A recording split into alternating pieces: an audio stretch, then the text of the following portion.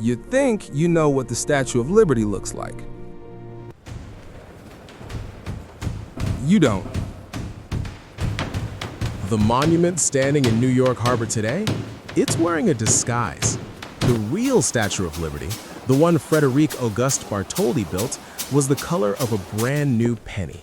A blazing electric copper orange, so bright it stopped ships in the harbor.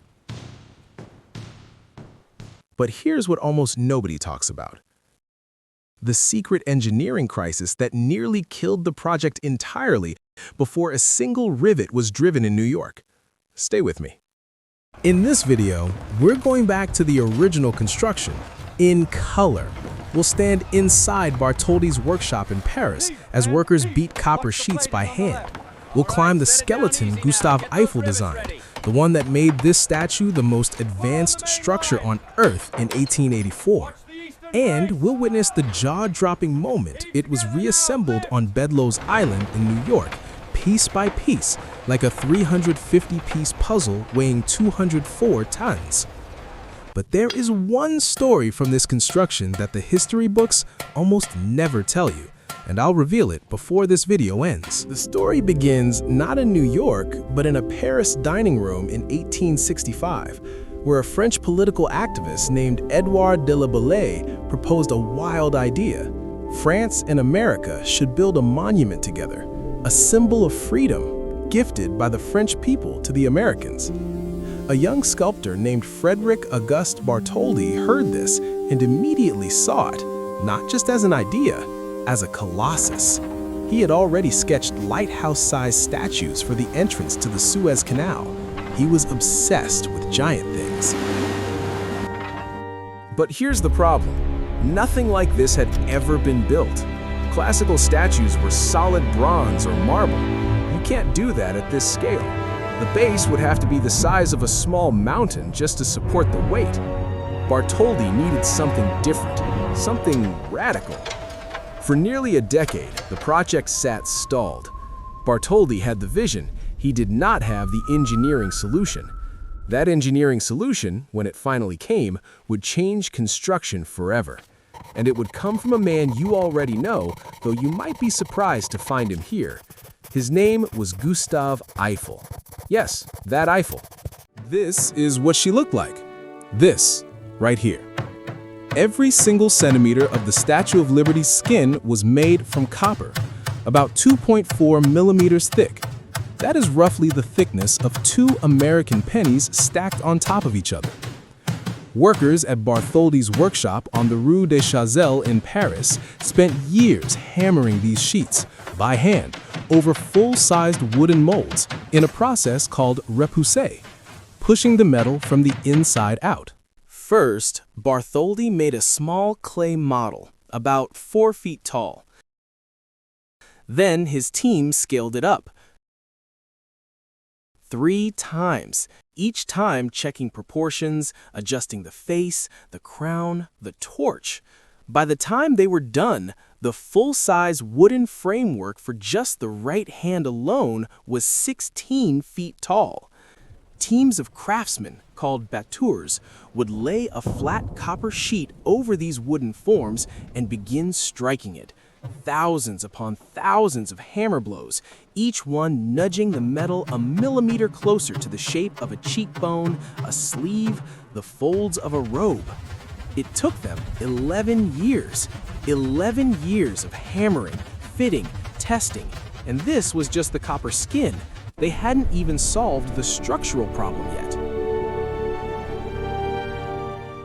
Enter Gustave Eiffel. Before the Eiffel Tower, before everything, Eiffel was already the most brilliant structural engineer in Europe, and he saw the Statue of Liberty problem immediately. His solution was almost biological. Instead of making the statue rigid and solid, and therefore impossibly heavy, he built a central iron pylon, like a spine. From that spine, he hung a secondary flexible armature of iron bars. The copper skin would be attached to this armature with flat iron straps, able to move and flex slightly as the metal expanded and contracted with the temperature. In 1884, this was extraordinary. It was a curtain wall system, the same principle that would define skyscraper construction for the entire 20th century. Here is that hidden story I promised you. By 1882, the statue in Paris was nearly complete. The head had been displayed at the World Fair. The hand and torch were already touring America. And then, the money ran out. The French side had raised their funds through public subscription, concerts, lotteries, galas, but the Americans were responsible for the pedestal. And the pedestal fund was embarrassingly, dangerously empty. Congress had refused to allocate money. New York's governor vetoed it. Boston and Philadelphia both offered to take the statue instead. Lady Liberty nearly ended up in Boston. What saved her, and what finally made New York act, is one of the most extraordinary stories in American journalism, and it involves a newspaper that no longer exists.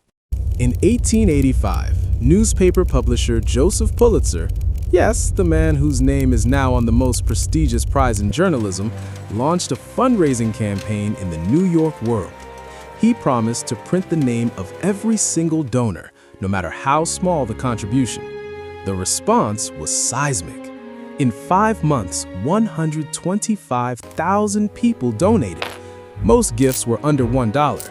Children sent dimes. A schoolgirl in Kansas sent 37 cents. The pedestal was funded. New York had its statue. Pulitzer had his circulation boost.